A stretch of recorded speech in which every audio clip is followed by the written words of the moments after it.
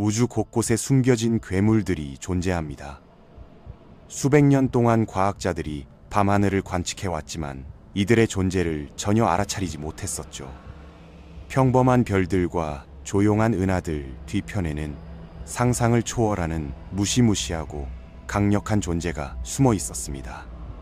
이 괴물들은 인간의 눈에 보이지 않는 신비로운 존재로 우주의 어둠 속에서 잠들어 있다가 어느 순간 그 힘을 드러냅니다. 그들의 위협은 상상을 초월하며 우주를 뒤흔드는 거대한 에너지를 품고 있죠. 이제 그 비밀을 함께 파헤쳐 보겠습니다.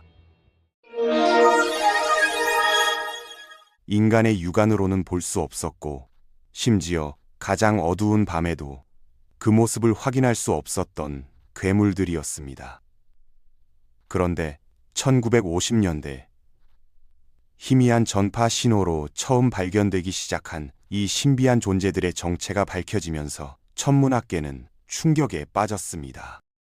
처음에는 단순한 관측 오류라고 생각했습니다. 너무나 기괴한 현상이었기 때문에 수년 동안 아무도 이들의 실제 존재를 믿으려 하지 않았었죠. 다행히 우리 근처에는 없습니다. 만약 이런 괴물들이 더 가까이 있었다면 우리 은하 전체와 태양계 그리고 지구까지 치명적인 방사선으로 뒤덮였을 것입니다. 이 괴물들 중 단 하나만으로도 매 초마다 10의 40제곱줄 이상의 엄청난 에너지를 방출할 수 있습니다. 비교해보자면 우리 태양이 뿜어내는 에너지는 겨우 10의 34제곱줄 정도에 불과하죠. 매년 기준으로 100만 배나 차이가 나는 셈입니다. 가장 밝은 괴물들은 개별 별보다 더 밝게 빛납니다. 심지어 은하 전체보다도 더 밝게 타오르며 한 번에 1000개의 은하를 합친 것보다도 더 강렬한 빛을 발산하죠. 가장 강력한 초신성 폭발도 잠깐 동안만 이런 존재들보다 밝을 뿐입니다. 초신성은 며칠이나 몇 주 만에 어두워지는 일시적인 현상에 불과하지만 이 괴물들이 한번 깨어나면 수백만 년 동안 지속적으로 그 강력한 에너지를 뿜어냅니다. 이들은 우주에서 가장 격렬한 폭발보다도 더 많은 에너지를 쉽게 만들어낼 수 있으며 끊임없이 배고픈 상태를 유지합니다. 무엇이든지 삼켜버리며 한 번의 분노로 별 하나를 통째로 찢어버릴 수 있는 능력을 가지고 있습니다. 수백만 년 거리까지 뻗어나가는 방사선 섬광과 대전 입자 제트를 생성하여 은하계를 관통하고 전체 은하단에 파괴를 퍼뜨리죠. 바로 이들이 알려진 우주에서 가장 강력한 엔진인 퀘이저입니다. 그런데 도대체 무엇이 이런 우주 심해의 등대에 동력을 공급하는 걸까요? 이 질문의 답은 우리를 우주에서 가장 극단적인 물리학의 세계로 안내하며 심지어 현재는 조용한 우리 은하도 영원히 평온하지는 않을 것이라는 섬뜩한 경고를 전해줍니다. 천문학자들이 1950년대에 처음 이상한 현상을 포착했을 때는 자신들이 무엇을 보고 있는지 전혀 알지 못했습니다. 과학계는 은하 수밖에 은하들이 존재한다는 개념에 익숙해지기 시작했지만 이런 확장된 우주론적 관점에서도 우주는 비교적 단순하고 지루해 보인다고 여겨졌었죠. 은하들이 있고 은하단들이 있고 그 사이에는 광대한 무의 공간이 펼쳐져 있다고 생각했습니다. 천문학자들은 마침내 우주의 구조를 파악하기 시작했다고 자신했지만 20세기 중반 기술혁명이 모든 것을 바꿔놓았습니다. 가시광선 파장의 물체를 관측할 수 있는 광학망원경이 엄청나게 커졌고 가시광선 밖에 전자기 스펙트럼 파장을 활용할 수 있는 능력도 함께 발전했습니다. 이런 새로운 관측을 통해 우주가 우리가 상상했던 것보다 훨씬 더 기이하다는 사실을 깨닫게 되었죠. 혁명 중 하나는 1930년대 라디오 기술의 발전이었습니다. 선구적인 엔지니어 칼 젠스키는 민감한 라디오 안테나에서 노이즈를 줄이는 문제를 해결하려다가 목성 같은 밝고 명확한 소스들과 함께 깊은 우주에서 오는 최초의 라디오 신호를 발견했습니다. 개의 성운이나 인근 은하들이 그 예였죠. 천문학자들은 또한 수많은 작고 희미하며 먼 점 같은 전파 천체들을 발견했습니다. 이 이상한 천체들은 하늘 전체에 나타났으며 광범위한 파장의 전파를 방출했지만 가시광선이나 적외선 망원경으로는 전혀 볼 수 없었습니다. 이들이 제공한 유일한 단서는 바로 위치였죠. 우리 은하는 얇은 원반 모양이기 때문에 은하수띠 안팎 모두에 이 신호들이 나타났다는 사실은 매우 중요한 의미를 가졌습니다. 이는 소스가 밤하늘에 눈에 보이는 별처럼 매우 가깝거나 아니면 먼 은하처럼 엄청나게 멀리 떨어져 있어야 한다는 것을 의미했습니다. 마침내 1962년에 획기적인 진전이 있었습니다. 천문학자 사이릴 해저드와 존 볼턴은 3273으로 알려진 하나의 전파원이 달의 엄폐 현상을 겪는 것을 관찰하여 위치를 매우 정확하게 추정할 수 있었죠. 그 작업을 이어받은 네덜란드계 미국인 천문학자 마틴 슈미트는 가시광선 스펙트럼에서 같은 위치의 희미한 물체를 발견했습니다. 슈미트는 우주 전체에서 발견되는 원소와 분자의 지문인 밝은 스펙트럼 선과 어두운 간격들을 발견했지만 이런 선들이 일반적인 파장이 아니라 스펙트럼의 빨간색 끝으로 약 16% 이동해 있었습니다. 이런 종류의 적색 편의를 얻으려면 3273이 믿을 수 없을 정도로 빠른 속도로 우리에게서 멀어지고 있거나 아니면 믿을 수 없을 정도로 멀리 떨어져 있어야 했습니다. 슈미트가 3273의 빛의 적색 편의를 해석했을 때 그것이 35억 광년 떨어져 있다는 사실을 깨달았습니다. 3273은 진정한 계시였습니다. 너무 멀리 떨어져 있어서 우리에게는 믿을 수 없을 정도로 밝은 점 같은 천체로 보였지만 사실 그것은 당시 천문학에서 알려진 가장 밝은 천체이기도 했던 것이죠. 더욱 이상한 점은 3273이 놀라울 정도로 작았다는 사실입니다. 천체의 위치를 알게 된 천문학자들은 보관된 사진 건판들을 파헤쳐서 이전 세대의 천문학자들이 이미 그것을 관측했지만 그것이 무엇인지 알아내지 못했다는 사실을 발견했습니다. 3273은 나타나긴 했지만 밝기가 매년 관측마다 달랐던 것이죠. 1년 안에 밝기가 바뀌려면 천체는 빛이 1년 동안 이동하는 거리보다 작아야 합니다. 물체의 변화는 빛의 속도보다 느린 속도로만 전파될 수 있기 때문이죠. 3273은 알려진 어떤 물체보다도 훨씬 밝고 훨씬 멀리 떨어져 있을 뿐만 아니라 우리 태양계보다도 작은 공간에서 이 두 가지 성과를 달성하고 있었던 것입니다. 전파원을 가시광선 물체에 일치시키는 기술을 사용하여 천문학자들은 수십 개의 소위 준항성 전파원까지의 거리를 확인했습니다. 1964년 천체 물리학자 홍이 물리학 저널 투데이에서 이런 현대적 이름을 만들어냈죠. 준항성 전파원 대신 약어인 퀘이저를 사용할 것이라고 했습니다. 퀘이저의 진정한 본질에 대한 논쟁은 천문학 커뮤니티 내에서 수십 년 동안 격렬하게 계속되었습니다. 많은 천문학자들은 이것들이 믿을 수 없을 정도로 밝고 믿을 수 없을 정도로 컴팩트하며 믿을 수 없을 정도로 먼 물체라는 원래 해석이 옳다고 믿었지만 이런 극단적인 물체에 동력을 공급하는 것이 무엇인지는 설명할 수 없었습니다. 빅뱅 이론은 우주가 시간에 따라 변한다고 말합니다. 과거에는 더 작았을 뿐만 아니라 달랐다는 것이죠. 퀘이저는 매우 먼 우주에만 나타납니다. 실제로 가장 가까운 퀘이저도 7억 광년 이상 떨어져 있는데 천문학이 더 먼 관측을 통해 더 어린 우주의 본질을 드러내는 타임머신처럼 작동하기 때문입니다. 이 관측은 퀘이저가 먼 과거에만 활동했고 지금은 조용해졌다는 사실을 알려줍니다. 우주의 나이와 크기에 대한 새로운 이해는 가장 멀리 떨어진 퀘이저까지도 쉽게 관측할 수 있는 거대한 고대 우주의 모습을 그리는데 도움이 되었고 천문학자들은 선택의 여지가 거의 없었습니다. 그들은 이 이상하고 강렬한 물체들이 정말로 멀리 떨어져 있고 정말로 기괴하게 밝다는 사실을 받아들여야 했죠. 한편 천문학자들은 점점 더 많은 퀘이저를 발견했는데 그 중에는 특이하게 밝은 것과 이상하게 어두운 것이 모두 있었습니다. 가장 밝은 것은 블레이저라는 새로운 이름을 얻었죠.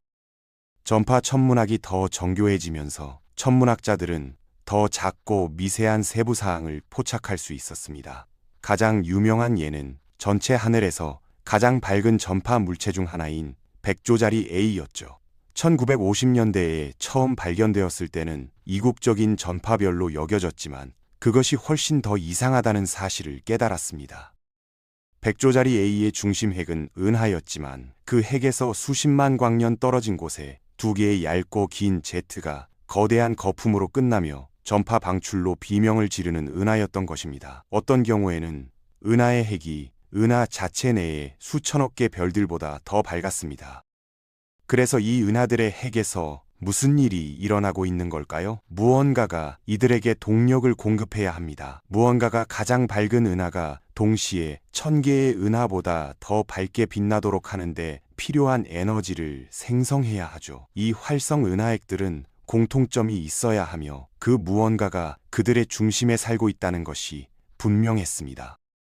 따라서 알려진 우주에서 가장 강력한 엔진을 구동하는 것이 무엇인지 이해하려면 26,000광년 떨어진 곳을 조금 더 자세히 살펴봐야 합니다. 그곳에는 괴물이 있습니다. 우리는 그것을 보고도 알 수 없습니다. 우리 눈으로는 이 괴물을 볼 수 없고 망원경으로도 볼 수 없습니다.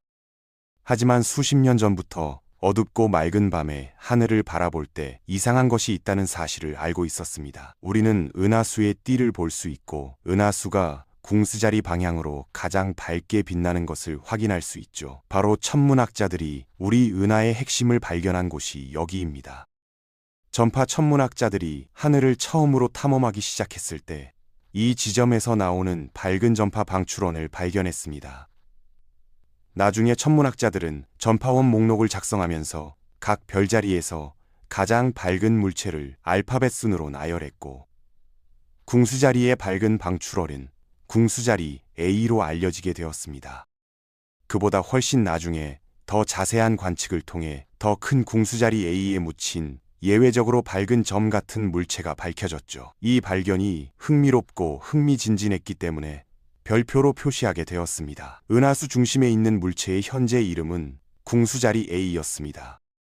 이것은 먼 퀘이저가 제기했던 것과 같은 문제였지만 우리 은하의 중심에서 나오는 밝은 전파 방출에 동력을 공급할 수 있는 것이 무엇인지 훨씬 더 가까운 곳에서 관찰할 수 있었습니다. 그래서 천문학자들은 소용돌이 속으로 더 깊이 들어갔고 궁수자리 A의 핵심 깊숙한 곳에서 별들이 핀빛처럼 뾰족하게 춤추고 소용돌이 치는 것을 발견했습니다. 관찰 결과 별들이 보이지 않는 동반자 주위를 공전하고 있음이 밝혀졌습니다. 중력 사슬로 거대하고 어두운 무언가에 묶여 있었던 것이죠. 궤도 역학에 대한 간단한 계산으로 중심 물체의 질량이 밝혀졌습니다. 과학자들은 420만 태양 질 이상의 존재를 인정해야 했습니다. 수십 년 동안 논쟁이 있었지만 결국 그럴듯한 답은 하나뿐이었습니다. 궁수자리 A는 초대 질량 블랙홀이었던 것입니다. 2022년 이벤트 호라이즌 망원경이 지구 전체에 걸친 망원경 네트워크를 사용하여 궁수자리 A의 놀라운 이미지를 공개하면서 그 정체에 대한 모든 논쟁이 종식되었습니다. 이벤트 호라이즌 망원경 팀은 수년간 데이터를 신중하게 결합하고 상관관계를 분석했습니다. 그 결과 실제 블랙홀의 흐릿하고 저해상도 이미지가 나왔죠. 우리 은하의 심장부에 자리 잡은 악몽 같은 존재였습니다. 흐릿한 과열된 플라스마 고리가 순수한 검은색의 진공핵 주위를 소용돌이치며 중심에는 블랙홀 자체가 있었습니다. 블랙홀의 사건 지평선은 배경빛이 통과하지 못하도록 막고 있지만 초대 질량 블랙홀의 엄청난 질량은 중력을 너무 심하게 왜곡시켜 블랙홀 뒤의 빛이 대신 사건 지평선 위로 휘어져 괴물 뒤를 볼 수 있게 합니다. 일반적으로 사건 지평선 가장자리를 스쳐 지나갈 시선이 우리 관점에서는 사건 지평선을 감싸고 있습니다. 블랙홀의 구체가 펼쳐지면서 모든 각도가 단일 이미지로 드러나 그림자라고 알려진 것을 생성합니다. 빛을 놀이기구 거울처럼 휘고 왜곡할 수 있는 극한의 중력이 블랙홀 주변으로 뻗어나갑니다. 사건 지평선에 너무 가까이 다가간 별은 임계거리 내를 통과하면 파멸할 위험이 있습니다. 중력이 조석 파괴 사건이라고 하는 과정에서 별을 찢어버리죠. 그러나 대부분의 가스는 먼 궤도로 가라앉습니다. 블랙홀 주변에서 우리와 은하 중심 사이에는 26,000광년 분량의 가스와 먼지가 놓여 있습니다. 이들이 빛의 대부분 파장을 흡수하고 산란시켜 우리가 궁수자리 A를 직접 볼 수 없게 만듭니다. 실제로 우리가 직접 볼 수 있다면 그것은 하늘에서 가장 밝은 천체 중 하나일 것입니다. 그러나 전파는 성간 물질을 비교적 영향받지 않고 통과하기 때문에 우리는 전파 관측소를 그 방향으로 돌렸을 때 문제의 첫 징후만 볼 수 있었던 것이죠.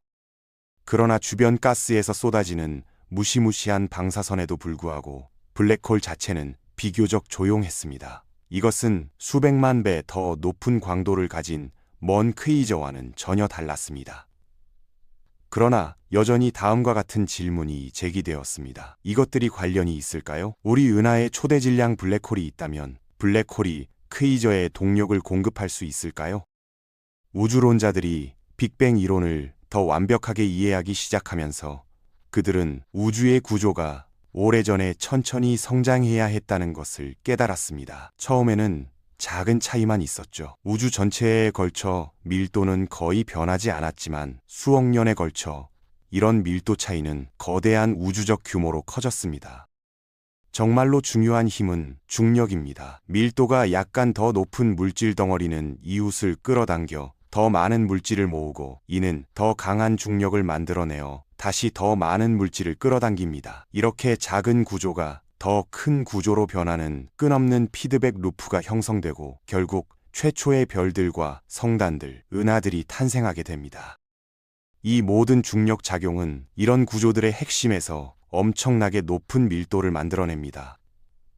단순히 물질이 가장 많이 쌓이는 곳이기 때문이죠. 은하의 핵심에는 많은 별들이 있으며 이 별들은 평균보다 훨씬 더 무겁습니다. 짧은 수명을 누리고 빠르게 죽어 블랙홀이 되며 매우 작은 부피로 압축됩니다.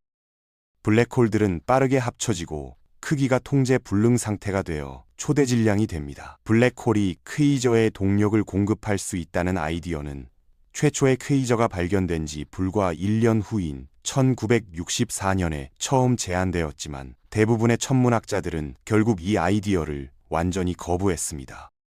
1972년 후반 천문학자들이 발견한 100조짜리 X-21의 관찰을 통해 밝혀진 것은 그것이 하나의 별이 아니라 두 개의 별이라는 사실이었습니다. X선은 보이지 않는 동반성 자체에서 나온 것이 아니라 그것을 둘러싼 소용돌이치는 플라스마에서 나왔습니다. 그 플라스마에 대한 자세한 관찰을 통해 천문학자들은 그 동반성의 질량과 더 중요하게는 밀도를 계산할 수 있었죠. 그것이 무엇이든 알려진 어떤 별보다도 더 조밀했고 어떤 것보다도 더 조밀했습니다. 100조짜리 X-1은 블랙홀이 존재한다고 알려진 최초의 확인된 블랙홀이었습니다. 모든 것이 제자리에 들어맞았습니다. 우주는 별 질량 블랙홀을 생성했고 이 블랙홀들은 합쳐져서 물질을 소비하여 엄청난 비율로 부풀어 오를 수 있었습니다. 관찰 결과 우리가 어디를 보든 모든 은하가 초대 질량 블랙홀을 품고 있다는 것이 확인되었습니다. 천문학자들은 퀘이저 자체의 밝기를 사용하여 중심 블랙홀의 질량을 측정할 수 있습니다. 초대 질량 블랙홀이 퀘이저에 동력을 공급한다면 도플러 이동을 사용하여 블랙홀의 질량을 추정할 수 있습니다. 그러나 이것이 작동하려면 블랙홀이 어떻게 퀘이저에 동력을 공급해야 하는지 알아야 합니다. 블랙홀이 순전히 중력적 존재라면 주변 물질만 끌어당기는 것이 어떻게 그렇게 맹렬한 에너지를 생성할 수 있을까요? 이 질문의 답은 바로 중력 자체의 엄청난 힘에 있습니다.